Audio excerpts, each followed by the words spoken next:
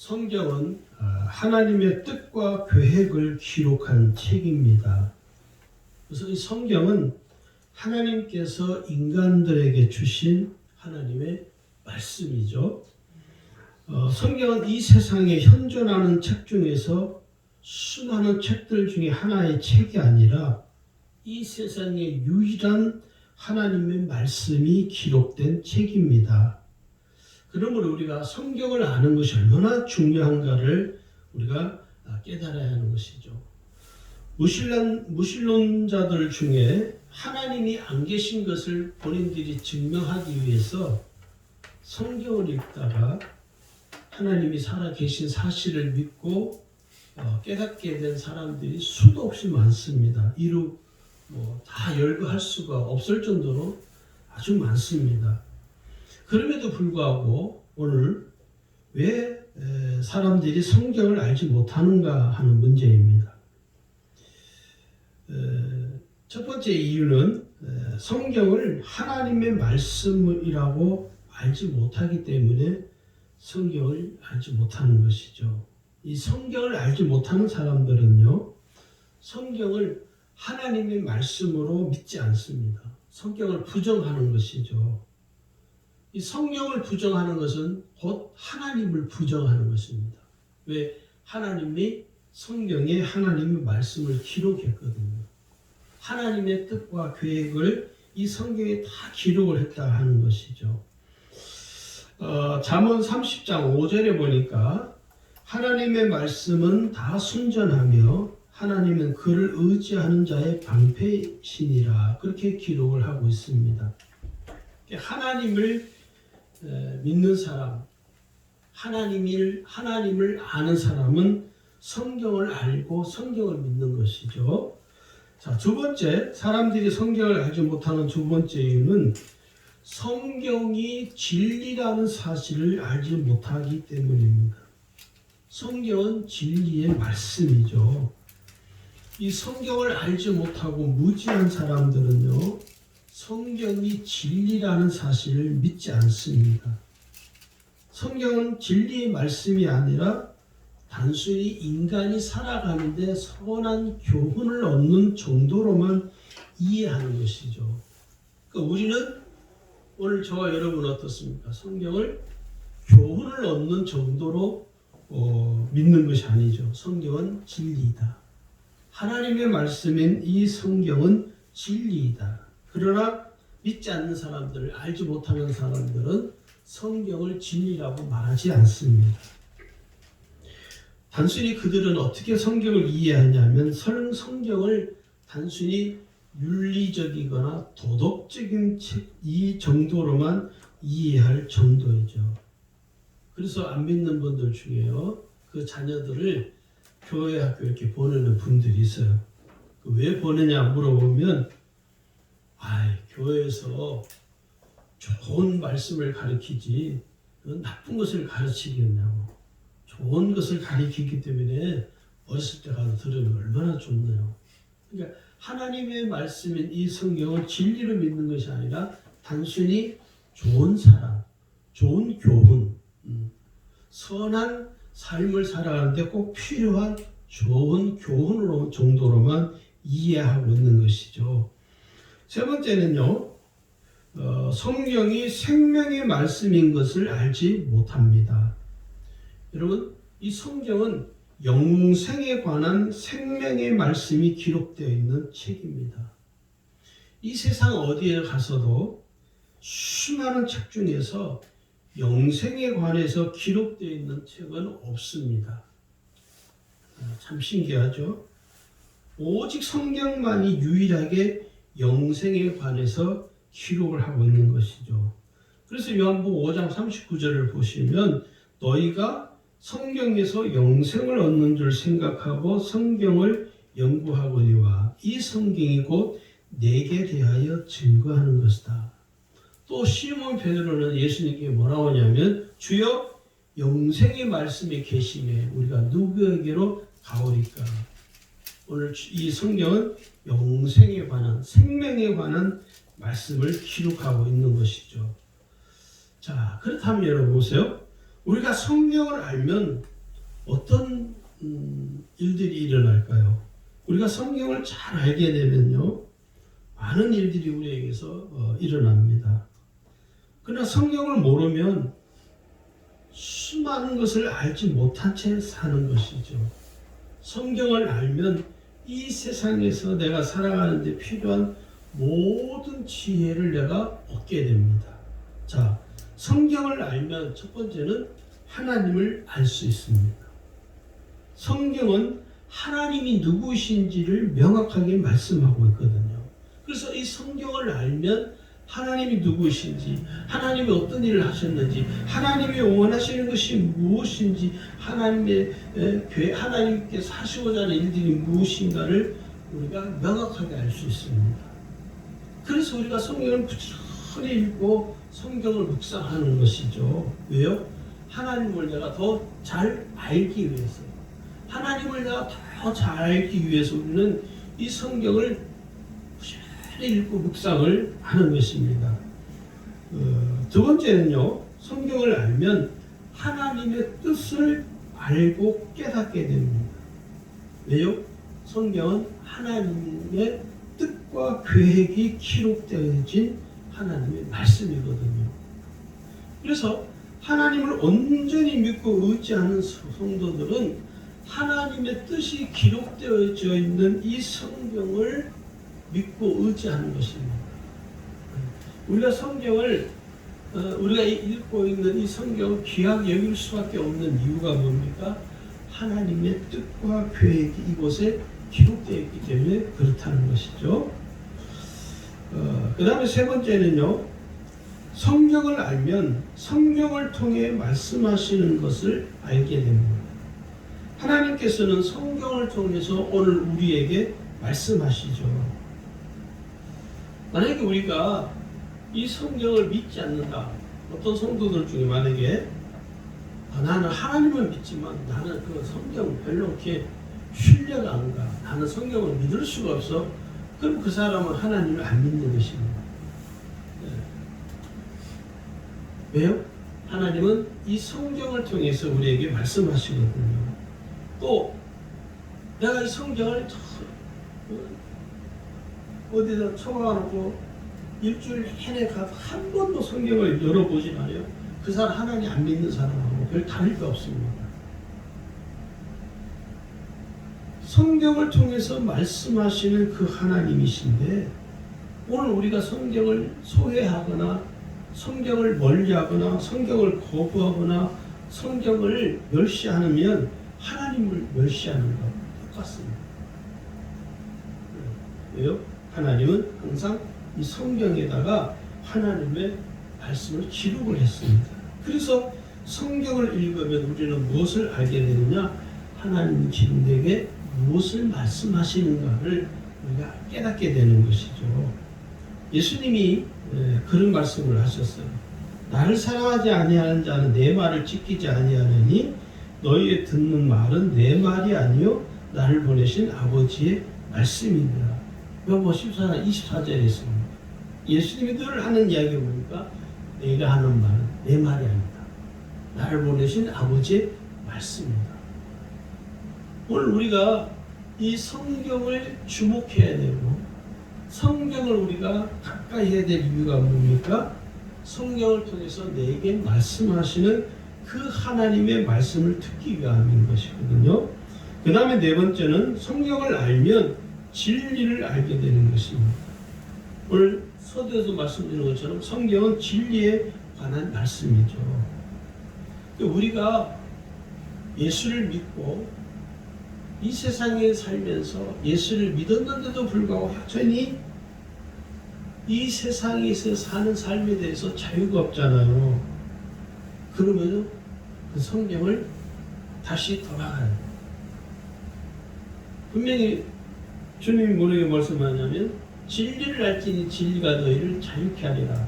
그 말은 성경을 알지니 성경이 너희를 자유케 하리라 하는 말씀과 동일한 말씀이에요. 왜? 성경은 진리인데 내가 진리이신 성경을 믿고 내가 진리이신 성경을 읽고 내가 진리이신 성경을 따라 사는데 내 삶이 자유롭지 못하다, 그게 문제가 있는 거예요. 오늘 많은 성도들이 이 세상에서의 삶에 대해서 너무너무 구속을 당하고 속박을 당한 채 삽니다.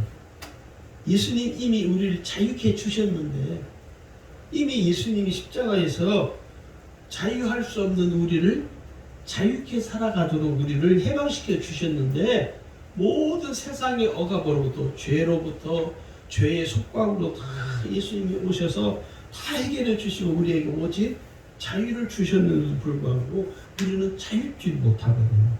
세상에 얽매여 살고, 세상에 돌아가는 일에 얽매여 살고, 세상의 유행 때문에 거기에 안절부절 못하고, 세상에서 필요한 물질과 이 세상에서의 삶을 살아가는데 필요한 것들 때문에 속을 끓이는 거죠. 그 왜 그럴까요? 자유가 없어서 그래요. 자유가 없으니까.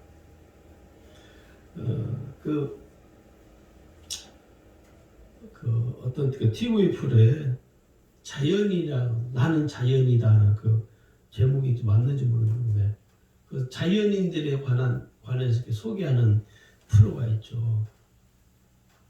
뭐 산속에서 혼자 집을 짓고 20년, 30년을 살았다면서. 그게 여러분, 그 자연에 사는 것이 그 사람이 굉장히 자유롭게 여기죠? 그렇지 않아요. 왜? 혼자 있으니까 자유로워. 근데 다시 산속에서 내려와서 사람들이 버글버글하게 바글바글하게 사는 이 세상 속으로 들어오면은 또 뭐예요? 자유가 없는 거예요. 그건 진정한 자유가 아니죠. 진정한 정말 자유는 진리를 아는 것입니다. 우리가 예수를 믿고, 그래서 내 삶 속에 내가 이 세상 일로 인해서 자유가 없다. 그럼 여러분 돌아보셔요. 아, 내 속에 진리가 없구나 하는 것을 깨달으셔야 됩니다. 내 속에 진리가 있으면요, 세상의 그 어떤 곳으로도 내가 그 세상 일에 휩쓸려서 세상 일 때문에 세상에 속한 것들로 인해서 내가 구속을 안 당하는 거죠. 오늘 성경을 알면 진리를 아는 것이죠. 말씀을 알면 진리를 아는 거예요. 요한복음 17장 17절에 주님이 이렇게 말씀합니다. 저희를 진리로 거룩하게 하옵소서. 아버지의 말씀은 진리니이다. 자, 그 다음에 다섯 번째는요, 성경을 알면 예수님을 알 수 있습니다. 왜요? 성경은 예수님에 관한 말씀이죠. 그래서 예수님을 가장 잘 알 수 있고 가장 잘 믿을 수 있는 유일한 책이 뭡니까? 이 성경입니다. 가끔 요즘이야, 저도 요즘이야 기도원에 안 가본 지 하도 오래됐지만, 청년 때 기도원에 이제 가끔 자주 이렇게 올라가서 집회를 참석하면 부흥사들이 와서 설교를 하실 때, 여러분, 제가 얼마 전에 기도할 때, 얼마 전에 예수님이 내게 나타나셔서 내게 이렇게 말씀하셨습니다. 그분의 개인적인 체험이니까 틀리다고 말할 수는 없거든요. 근데요, 사람이 하나님의 은혜를 체험해서 말하는 것보다 더 신빙성이 있는 게 뭐냐면 성경입니다. 성경. 우리는 사람의 말에는 100% 신뢰할 수 없는 불완전성이라는 게 있습니다. 그런데 성경은 불완전한 말씀이 아니라 완전하신 1.1의 변함이 없으시고 정확무한 하나님의 말씀입니다. 할렐루야. 그래서 우리가 예수님을 눈곱만큼도 티끌만큼도 변함이 없이 예수님을 그대로 알 수 있고 예수님을 100% 만날 수 있는 책이 뭐냐? 성경입니다. 할렐루야. 이 성경을 통해서 우리는 유일하신 우리의 구주이신 예수님을 만나게 되고 알게 되고, 예수님을 어떻게 믿어야 되는지, 예수님을 믿으면 어떤 은혜가 우리에게 주어지는가를 우리가 알게 되는 것이죠. 그래서 내가 예수님이 누구신가를 더 잘 알려면 어떻게 해야 됩니까? 성경을 알고 깨닫는 거예요. 성경은 왜요? 예수님이 누구이신가를 우리에게 자세하게 우리에게 가르쳐 주고 있습니다. 그 다음에 6번째는 성경을 알면 하나님의 사람으로 살게 됩니다. 성경은 하나님의 사람으로 우리를 새롭게 변화시키는 말씀이죠. 그래서 성경을 알면 알수록 어떤 은혜를 내가 경험하게 되냐면 거듭난 삶이 무엇인지, 은혜의 삶을 어떻게 사는 것인가를 성경 우리에게 아주 디테일하게 가르치고 있죠. 오늘 우리가 읽은 본문도 동일한 말씀이죠. 여기 디모데후서 3장 15절에 보시면 거기를 같이 한번 보실까요?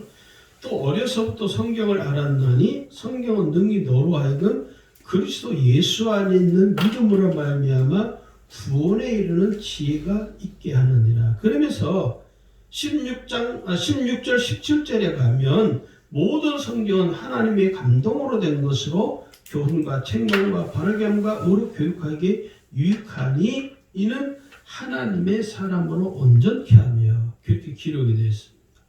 그러니까 우리를 하나님의 사람으로 온전하게 세우는 것이 뭡니까? 성경입니다. 내가 성경을 통해서 나의 성품이 변화되어지고 내가 성경을 통해 깨닫게 되면서 나의 삶이 거듭나게 되고 내가 성경을 읽고 깨닫고 은혜 받으면서 나의 심령 속에 뭐가 뿌리 내리냐면 하나님의 말씀이 내 심령 속에 깊이 뿌리를 내리는 거예요.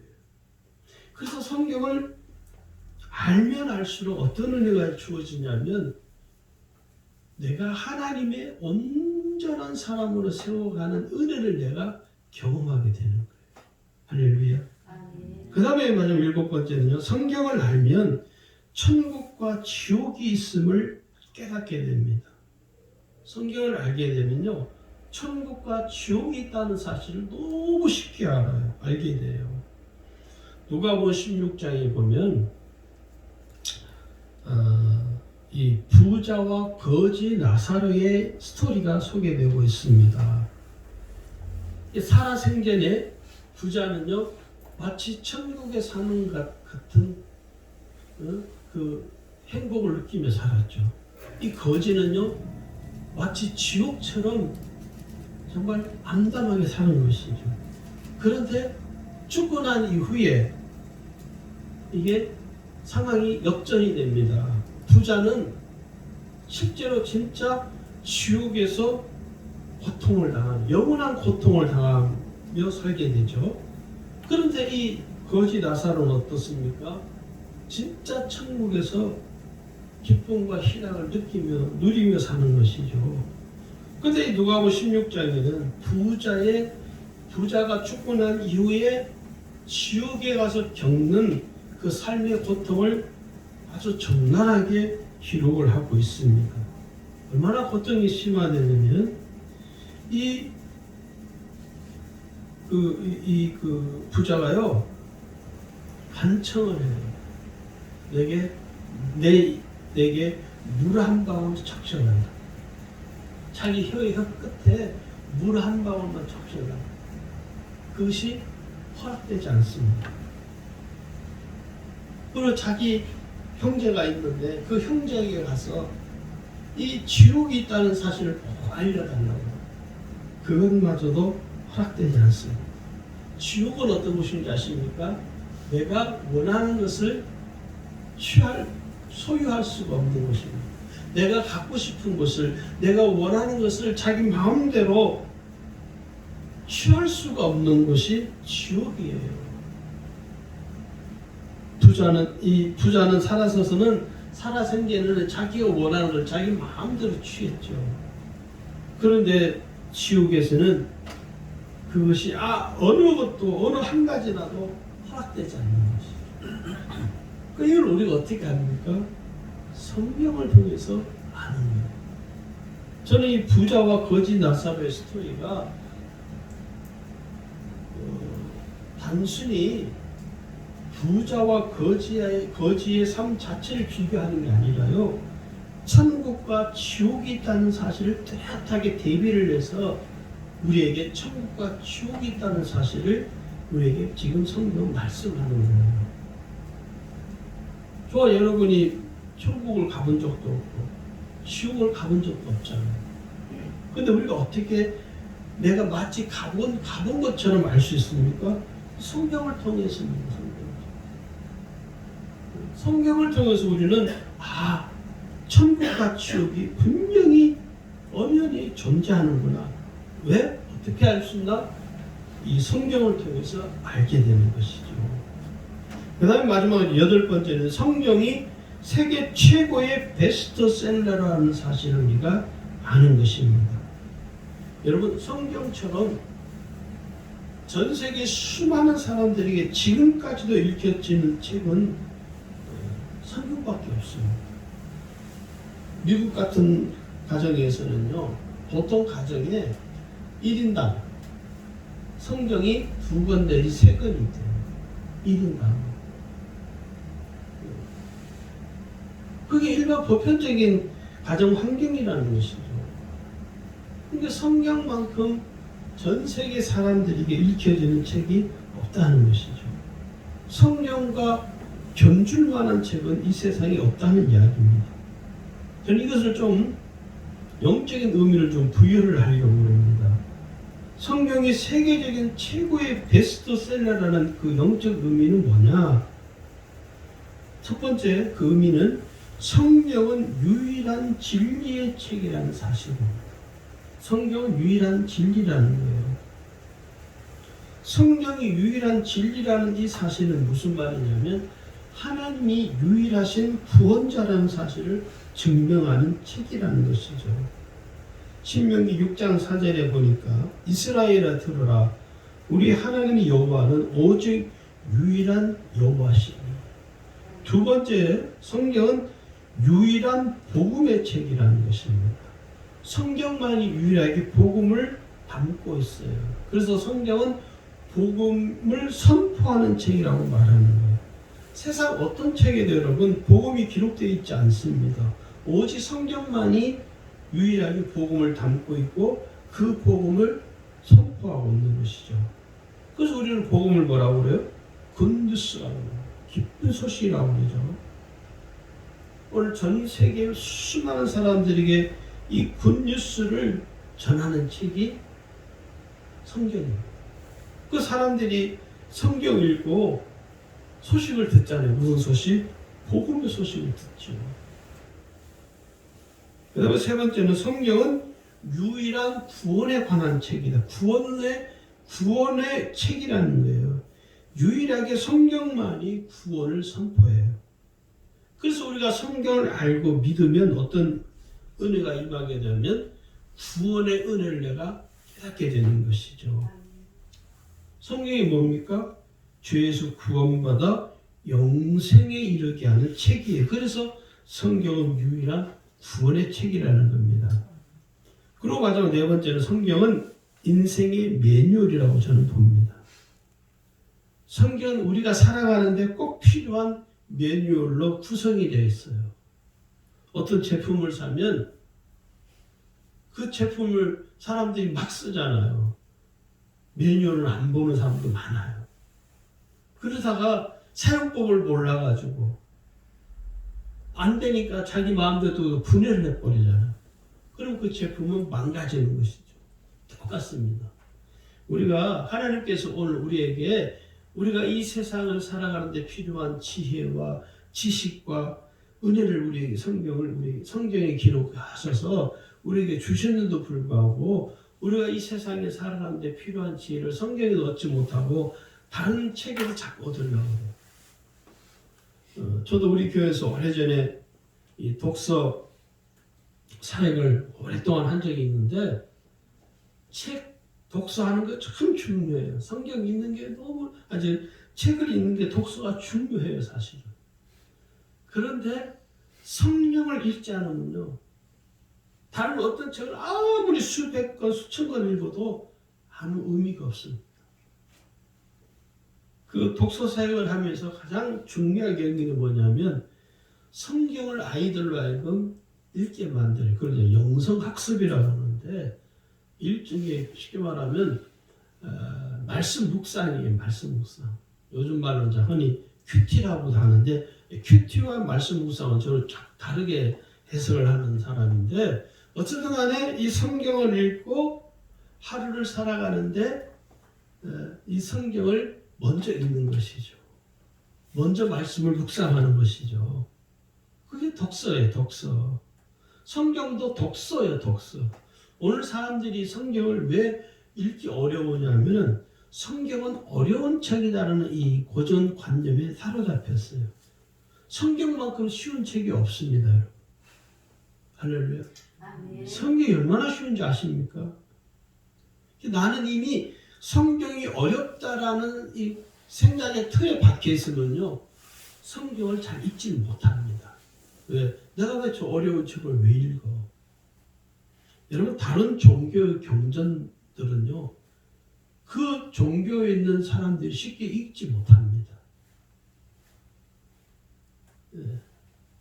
그 종교 지도자들도 해석을 하기가 쉽지 않아요. 그런데 여러분, 성경만큼 쉬운 책은 없어요. 성경은 목사만 해석하는 게 아니잖아요. 성도들도 성경을 읽고 감동을 받고 은혜를 받잖아요. 왜 그래요? 성경이 그만큼 너무너무 쉬운 책이기 때문에 성경을 사람들이 읽는 거예요. 그걸 우리는 뭐라고 하냐? 인생의 매뉴얼이라는 거예요. 자, 그러면 우리가 이렇게 성경을 우리가 어떤 마음과 태도로 우리가 성경을 대해야 될까 하는 문제입니다. 첫 번째는요, 성경을 어떻게 대하느냐 하면 신실한 믿음을 가지고 대해야 됩니다. 오늘 우리가 성경을 대할 때 믿음으로 대해야 되는 거예요. 아, 하나님 말씀이지. 하나님 내게 지금 말씀하시지. 아, 이 성경은 하나님의 뜻을 기록했지. 이런 믿음을 가지고 우리가 성경을 대하는 것입니다. 사도행전 17장에 보면요, 베레아 지역에 있는 이 사람들은 데살로니가에 있는 성도들보다 훨씬 믿음이 신실했던 사람이에요. 그래서 성경은 이렇게 기록합니다. 베레아에 있는 사람들은 데살로니가에 있는 사람들보다 더 너그러워서 간절한 마음으로 말씀을 받고 이것이 그러한가 하여 날마다 성경을 상고함으로, 날마다 성경을 상고했다는 거예요. 왜요? 어떻게? 믿음으로. 믿음을 가지고 성경을 대하는 것이죠. 자, 그 다음에 두 번째는 성경을 알려고 하는 겸손한 마음과 태도를 대해야 됩니다. 우리가 성경을 알기 위해서 성경을 꾸준히 읽는 것이죠. 우리가 왜 성경을 배워야 됩니까? 성경을 알기 위해서. 왜 우리가 제자 훈련 받아야 됩니까? 성경을 알기 위해서요. 성경. 요즘은 코로나 때문에 모든 교회들이 성경 공부 모임이고 소모임이 다 할 수 없는 상황이 되어버렸기 때문에 어렵지만 우리가 성경을 알려고 하는 이 태도는요, 버리면 안 됩니다.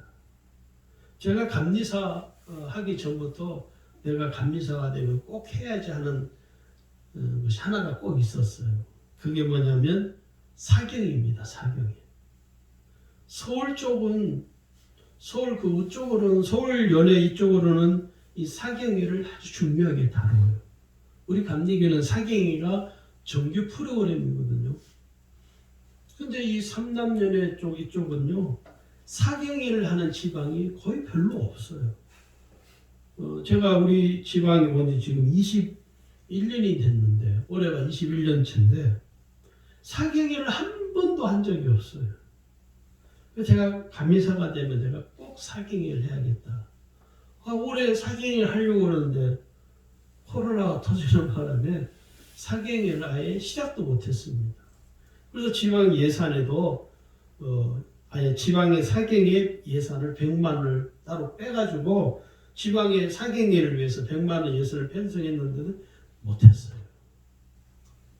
다음 차기 강교사님이 이어서 해야 되는데, 성경을 알려고 하는, 성경을 배우려고 하는 겸손한 마음과 태도가 우리에게 꼭 필요합니다. 자, 여기 보세요. 시편 119편 148절에 보면 주의 말씀을 묵상하려고 내 눈이 야경이 깊기 전에 깨었나이다. 하나님 말씀을 묵상하기 위해서 겸손한 마음과 태도를 가지고 우리가 성경을 배우고자 하는 그 자세를 우리가 취해야 된다는 것이죠. 세 번째는요, 우리가 성경을 어떤 마음과 태도로 대해야 되느냐면, 하나님께서 성경을 통해 나에게 직접 말씀하시는 것으로 믿고 대해야 됩니다. 내가 성경을 가까이 하는 것은 뭡니까? 하나님 내게 주신 말씀이기 때문이죠. 그리고 이 성경에는 하나님의 뜻이 기록되어 있죠. 하나님 뜻이 기록되어 있는 이 책을 우리가 알아야, 하나님 지금 나를 향한 뜻이 이거구나. 하나님이 지금 나를 위한 계획이 이런 것이구나 하는 것을 우리는 성경을 통해서 하나씩 점검을 받아야 됩니다. 여러분, 모든 성도들이 하나님 뜻을 따라서 살고 싶어 하죠. 그리고 하나님 뜻대로 살고자 하는 마음이 있습니다. 믿음의 소원이 있는 것이죠. 그런데 왜 내가 믿음의 소원을 가진 만큼 안 될까요? 그것은요, 성경을 멀리하기 때문에 그렇습니다. 아주 쉽게 성경을 가까이 하면 할수록 하나님의 뜻에 나의 삶에 초점이 맞춰주실 거거든요. 그런데 성도들이 대부분 보면 성경은 쳐다도 안 봐요. 성경을 거들떠도 보지도 않아요. 성경을 배우는 일에는 시간을 내지를 않아요. 바쁘다, 뭐한다, 온갖 핑계를 대면서 성경을 알고자 하는 것은 한 번도 행동을 하지 않는 거예요. 이 하나님의 뜻이 기록되어 있는 책이고 하나님이 우리에게 지혜를 주신 책인데, 성경은 참 멀리하고 자꾸 다른 것을 찾으려고 해요. 그 신앙은 잘못된 신앙입니다. 하나님이 지금 내게 무엇을 말씀하시는가? 그것을 우리가 잘 알려면 어떻게 됩니까? 성경을 가까이 해요. 성경을 내가 열어야 돼요. 그래야 하나님의 뜻을 따라 살아갈 수가 있는 것입니다. 그 다음에 네 번째는요, 성경은 인간이 들어야 할 말씀이죠. 우리가 들어야 할 말씀이 뭡니까? 하나님의 말씀인 이 성경입니다. 이 성경을 우리의 생명의 양식으로 삼아야 된다 하는 것이죠. 여러분, 인간은요, 하나님의 말씀을 떠나서는 살 수 없는 존재입니다. 하나님이 인간을 그렇게 창조하셨어요. 또한 인간이 하나님의 말씀을 듣지 않으면 어떻게 되느냐? 죽습니다. 인간이 하나님의 말씀을 듣지 않으면요, 죽게 되어 있습니다. 그래서 우리가 성경을 가볍게 여기거나 소홀히 하지 않도록 주의하셔야 됩니다. 성경을 귀하게 여겨야 돼. 성경을 하나님의 말씀으로 마음에 새기면서 드려야 돼요. 제가 오래전에 중국에 한 10년 가까이 이렇게, 10년은 약간 안 되는데 1년에 2번 갈 때도 있고 보통 한 번 이렇게 갈 때도 있고 그러는데, 다른 건 몰라도 중국에 가다가 우리 조선족 분들도 그렇지만 사실 조선족 분들보다는요, 한족들이, 중국의 이 한족 분들이요, 말씀을 얼마나 사모하는지 몰라요. 정말 말씀을 사모해요. 제가 가서 이렇게 말씀을 이렇게 전하고 집회도 하고 그러는데, 보통 이제 설교를 한국에서 설교할 때보다 더 길게 하거든요. 근데 한 번은 아침이었나 저녁이었나 설교를 한 2시간 정도 이렇게 하고 마치려니까 그 통역이 그러는 거예요. 목사님, 지금 이 성도들이 말씀을 더 해달라고. 아니, 좀 쉬어야 되지 않겠냐고. 하나도 힘 안 들고. 진짜 설교를 하는 제가 오히려 은혜를 받아요. 눈이 초롱초롱해요. 눈빛이 막 빛이 나. 얼마나 나를 잡아 삼킬 듯한 그 표정, 그 눈으로 설교자인 저의 설교를 집중해서 들어요. 한 40명 이렇게 모이는데, 왜 이렇게 뭐 스피커가 있는 것도 아니고, 겨울에 이렇게 따뜻한 히터가 나온 것도 아니에요. 그 방 안에서 추운데, 난로도 없이, 설교를 하는 저는 한 2시간 설교를 하면 추운 줄 몰라요. 근데 이분들은 추운데도 불구하고 본인들도 추운 줄을 모르는 거예요. 그러니까 눈이 초롱초롱해요. 와, 정말 설교를 더 듣고 싶어하는 그 표정이 그 성도들의 그 한쪽 분들의 이 눈에 다 이렇게 더 해주세요. 다 해주세요. 뭐 한 3시간, 4시간 쉬지도 않고 말씀을 해도요. 한 사람도 좋은 사람이 없어요. 한 사람도 딴짓하는 사람이 없어요. 눈을 따져봐. 지금도 제가 그 눈을 잊어버릴 수가 없어요. 필리핀에 가서도 사역을 해봤고, 그런데 중국에 가서 그 사역을 할 때 그 한족들의 가정교회 그 한족들의 그 눈빛을 저는 지금도 생각하면 참 울컥해요. 왜 그럴까? 하나님 말씀을 듣는 거죠. 설교자의 설교를 듣는 것이 아니라 그분들은요, 하나님의 말씀으로 듣더라고요. 말씀으로 듣고, 그래서 찬양을 할 때도 이분들은요, 우리는 찬양 정말 성의 없이 하잖아요. 성도들이 찬양 정말 성의 없이 하거든요. 정말 마음을 다 해서 찬양 안 하거든요. 입만 딸싹딸싹하지. 근데 그분들은 안 그래요. 박수 치라고도 안 하는데 자기들이 박수를 치는데요. 해병대 박수는 박수도 아니에요. 얼마나 이 손바닥이 정말 여기가 벌거래. 여기가 빨개. 정말 힘을 다해서 막. 왜 그럴까? 사모하니까. 은혜를 사모하는 마음이 그들의 표정 속에서, 그들의 눈빛 속에서, 그들이 박수치며 찬양하는 그 모습 속에서 뭐가 나타나느냐?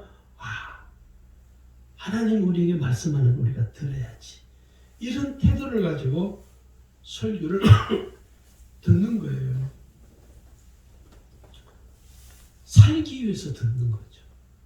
여러분, 예수님이 뭐라고 말씀하시냐면 마태복음 4장에 가면 4절에 이렇게 말씀하죠. 사람이 떡으로만 살 것이 아니요 하나님의 입으로부터 나오는 모든 말씀으로 살 것이다. 그러니까 인간이 하나님의 말씀을 안 들으면 죽습니다. 하나님의 말씀을 우리가 자꾸 들어야 내 영이 소생하는 거예요. 여러분, 혹시 여러분 영이 지금 힘이 없습니까? 속된 말로 메가리가 없습니까? 오늘 돌아 집에 가셔서 성경을 보세요. 성경을 이번 한 주간 동안 한번 읽어보세요. 내 영이 어떻게 됩니까? 소생하는 은혜가 있습니다. 왜요? 시편 119편 103절이 이렇게 말씀합니다.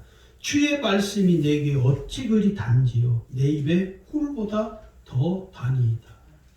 하나님의 말씀이 꿀보다 더 달아서 내가 하나님 말씀인 성경을 읽을 때 내 영혼이, 내 영이 살아나는 거예요. 내가 말씀을 읽지 않으면, 성경을 멀리하면 내 영이 죽는 겁니다. 왜? 인간은 하나님 그렇게 살아가도록 하나님이 창조하셨거든요. 그래서 예수님께서 하시는 말씀이 사람은 떡으로만 살 것이 아니다. 하나님의 말씀으로 사는 것이다. 오늘 우리가 이 설교를 들을 때도 설교자의 설교로 들어서는 안 돼요. 저는 어디에 가서도 다른 교회 가서 설교할 때 꼭 이야기를 성도들에게 해줘요. 당신들의 목사님이 담임 목사님이 설교하는 것을 목사님 설교로만 듣지 말고 하나님이 지금 내게 말씀하시는 것으로 들으셔야 됩니다. 꼭 이야기를 꼭 해드려요. 그리고 요즘 성도들이요 참 이제 예수 믿은 지 뭐 1년, 2년, 3년 되신 분들은 안 그래요. 그런데 예수를 오래 믿은 분들일수록 이게 자기도 모르게 그렇게 돼요. 참 조심해야 되는데 어떻게 되느냐? 자꾸 설교를 들으면서 자기가 설교를 평가를 해요. 성도들이. 오늘날 성도들이 설교를 들으면서 자기 교회 담임 목사님의 설교를 평가를 해요. 지금 시대에 더 그렇거든요. 인터넷이 발달을 해가지고요. 유튜브에만 들어가면요. 설교가 수천 편, 수만 편이, 수십만 편이 설교가 쏟아져 나옵니다. 그러다 보니까 어떤 일이 일어나느냐? 설교를 자꾸 비교를 해요. 자꾸 평가를 해요. 그러면 그 사람은 하나님이 그 사람의 역사할 수가 없습니다. 왜? 하나님을 평가하거든. 자, 제가 물어볼게요. 저와 여러분이 하나님을 평가할 수 있습니까? 없습니다. 자식이 부모를 평가할 수 있습니까? 없습니다. 자식이 부모를 가리킬 수 있습니까? 그건 자식이 아니죠. 만약에 그런 자식이 있다면 사람들이 뭐라 합니까? 제가 설교 다니라 말을 못해요. 그건 자식이라 할 수 없죠. 자식은 부모를 가리키는 존재가 아니에요. 부모가 자식을 가리킬 수 있어도 똑같아요. 오늘 이 설교를 우리가 들으면서 평가해서는 안 돼요. 그 사람이 위해 하나님이 역사해 줄 수가 없어요.